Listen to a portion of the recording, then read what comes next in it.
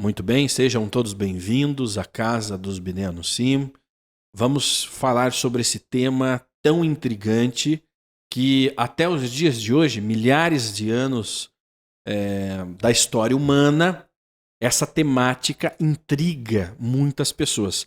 Mas antes, eu quero convidar você a deixar o seu like nesse vídeo, a sua curtida, o seu joinha, para que mais pessoas tenham acesso a este bate-papo sobre esse tema tão importante. Então, não esquece, é muito importante para o canal que você deixe o seu like, compartilhe. Se você ainda não é inscrito, inscreva-se agora e ative o sininho, ative as notificações. Eu sou o Shimon, recebo nos estúdios Anussim Brasil Hanor Ben Davi. Seja bem-vindo, Hanor. E também Shemuel Zakai, presidente da Associação Anussim Brasil. Shemuel, é uma temática que intriga muitas pessoas.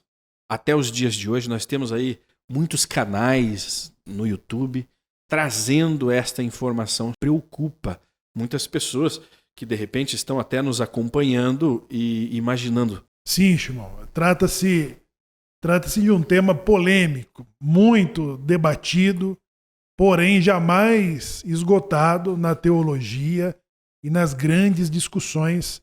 Shimon, para nós nos aprofundarmos nessa temática, é importante entender a origem. Há um fato curioso já de início, onde os sábios da Torá, os sábios do judaísmo, nos trazem a seguinte informação: que Abel e Caim e suas respectivas irmãs gêmeas, com as quais eles inclusive se casaram, nasceram antes do homem ser expulso do Jardim do Éden. É uma curiosidade porque muitas interpretações religiosas só consideram que o ato sexual, né, a relação de marido e mulher, aconteceu depois do pecado, né? Que justamente aí tem a questão do pecado original, né? O sexo é algo pecaminoso, é um mal necessário dentro das interpretações de algumas religiões. E aqui os sábios já nos elucidam, né? Trazendo essa informação de que os filhos de Adão e Rava, ou Adão e Eva, nasceram no jardim, porque Adão e Eva já se relacionavam como marido e mulher, como homem e mulher. E é uma curiosidade porque tenta-se ali, como diz, romantizar, e romantizar de uma forma, inclusive, bastante infantil, de que haveria um homem e uma mulher e os dois viveriam como irmãos e não como mulher. Visto que, aí se você parar para analisar, todos os animais tinham uma companhia. Né? Para quê? Para que se reproduzissem. Né? Porque o animal irracional, entre aspas, ele tem o seu instinto de reprodução, né? Não de construir família e amor né? E todo esse romantismo. E o Eterno, olhando ali Adam sozinho, criou uma companheira para Adam. Mas seria uma companheira para fazer papel de irmã de Adão? Não, era para ser uma esposa. Então, tudo começa numa concepção normal, através de uma relação sexual entre Adão e Eva. As pessoas podem... Né? As pessoas podem estar chocadas agora. Meu Deus, mas que profanação, né? É um incesto. E aí, é um incesto. Exatamente, porque a Rava saiu dentro do próprio Adão, né? Tem origem nele, mas já com uma definição sexual bem definida, né? Um era homem, outro era mulher. Para você que não sabe, inclusive, Hanor, o primeiro ser criado, ele não era definido ainda como homem ou mulher. Ele era um ser simplesmente perfeito. Sim, exatamente. Fala a Torá, né, nos entrega que, sem tentar entrar em nenhuma discussão a respeito do sexo, né? Da primeira criação do ser humano, do Adão, né? Lembrando que Adão no hebraico é ser humano, não é homem. Homem é ish em hebraico, né? Então, no começo, essa criação de Adão era humano em geral, ele não tinha uma definição de sexo, né? Então, a própria Torá nos fala que homem e mulher os criou, né? Não dá para entender no sistema literal, porque já estaria entrando em outra questão, né? Mas a formação do corpo físico de Adão era diferente ao que nós conhecíamos, né? Tanto assim que vem uma pergunta engraçada, mas é importante de fazer, né? Uma pegadinha dos rabinos. Adão tinha ou não tinha umbigo? Pois é uma discussão. Porque ele não nasceu de um parto natural, né? E o umbigo é uma formação que se cria através do cordão que a mãe utiliza para alimentar o filho, né? Então, tinha ele um umbigo ou não tinha, né? Então, é uma questão de coisas que a gente não conhece diretamente através da Torá, porque a Torá é escrita, porque ela não se detém para explicar essas coisas, mas sim através da Torá oral. Que a gente Guemará também vai se ocupar nessa discussão, né? Sim. Agora, a questão da sexualidade ou desse reproduzir, esse reprodutor que pode chocar a classe religiosa de hoje, que é a questão incestuosa. Sim, sim. Né? Em outros momentos, nós vamos chamar isso de casamento endogâmico, que vai acontecer em diferentes momentos do judaísmo e que ainda acontece, né? Que é a segregação em que os judeus são submetidos. Lá, os primeiros patriarcas, eles voltam para os seus lugares de origem para efetivar os casamentos, né?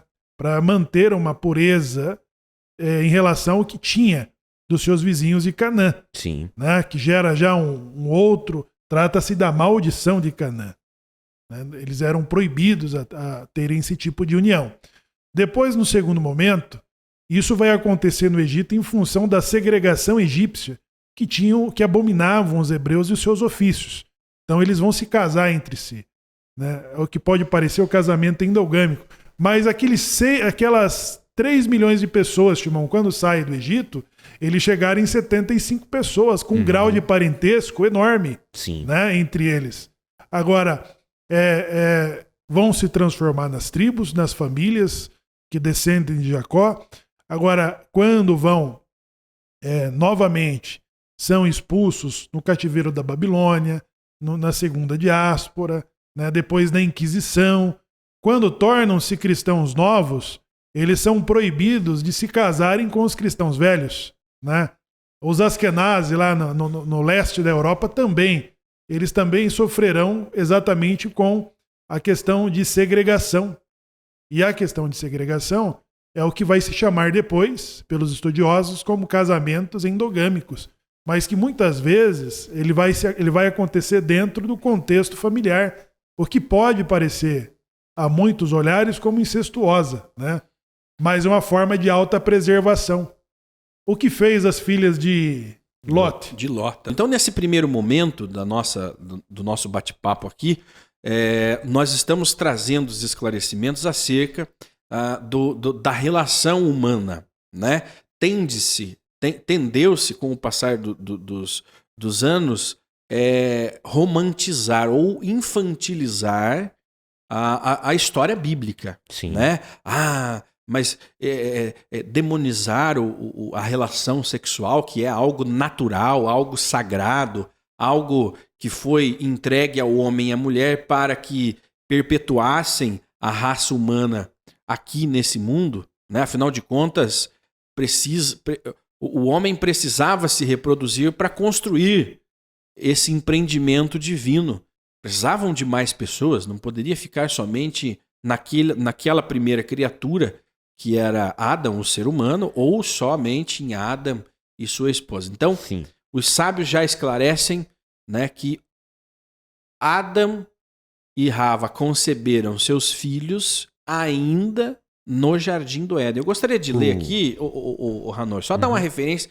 Muitas pessoas gostam de conferir, né? Então você vai pegar na história do Gênesis, mas conforme mencionado acima, o homem conhecera carnalmente sua mulher Eva. Quando a Torá diz conhecera, coabitou ou teve relações sexuais com a sua mulher Eva antes da sua expulsão do Jardim do Éden. E quando ele o fez, ela concebeu e pouco tempo depois deu à luz gêmeos, um filho e uma filha. Esse fenômeno da gestação breve voltará a ser a norma na era messiânica. Ele chamou o filho Caim e dizendo, adquiri um homem junto com Deus. Eva expressou júbilo por ser parceira de Deus na criação de um homem ser humano. Essa foi a primeira vez que isso ocorreu, pois ela e Adão haviam sido criados unicamente pelo próprio Deus. Logo depois de dar à luz Caim e sua irmã gêmea, ela concebeu e deu à luz de novo seu irmão Abel e 2 irmãs gêmeas. Foi só depois do nascimento dos 5 filhos que a serpente conseguiu persuadir Eva a comer o fruto da árvore do conhecimento. E Deus expulsou Adão e sua família do jardim do Éden. Quando amadureceram, os rapazes se casaram com suas irmãs gêmeas. Embora o incesto fosse proibido para Adão e seus descendentes, Deus fez uma exceção e permitiu que Caim e Abel desposassem suas irmãs a fim de perpetuar a espécie humana. Então, chegamos até esse ponto da história e ele nos mostra que o ser humano sempre foi o ser humano. A natureza humana ela nunca mudou. Não havia concepção miraculosa, né? Não tinha como fazer milagres. Se só existiam aqueles seres humanos na face da Terra, como nasceriam outras crianças, outros seres humanos? A mitzvah era multiplicai e enchei-vos a terra. A Torá é clara, o problema é que muitas vezes a gente entra em paradigmas, né, em contradições, mas é por questão do nosso raciocínio, né? A Torá fala o mandamento que o Senhor falou, né, crescei e multiplicai-vos, o primeiro mandamento. O Eterno entregou para Adão 2 mandamentos principais, né? Não comer do fruto e crescei e multiplicai-vos, né? E não faria sentido ou seja, o Shimon está falando aí a respeito da relação prévia à expulsão do Gan Eden, né? Se não tivesse tido essa relação prévia ao Gan Eden, à expulsão do Gan Eden, não faria sentido que a maldição da mulher fosse que ela desse a luz com dor. Porque ela já teria que ter conhecido antes dar a luz sem dor. Porque não faria sentido para ela pensar em uma coisa que ela não viveu antes, sabe?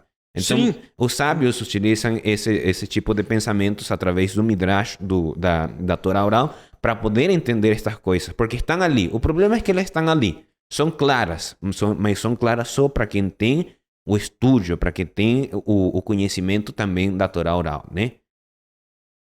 Exatamente. Então, eu acredito que ficou bastante claro para você. Se você quiser conferir os textos da narração, embora você possa ser um religioso, mas de repente existem algumas religiões que desaconselham o estudo da Torá, ou que eles chamam pejorativamente de Antigo Testamento ou Velho Testamento.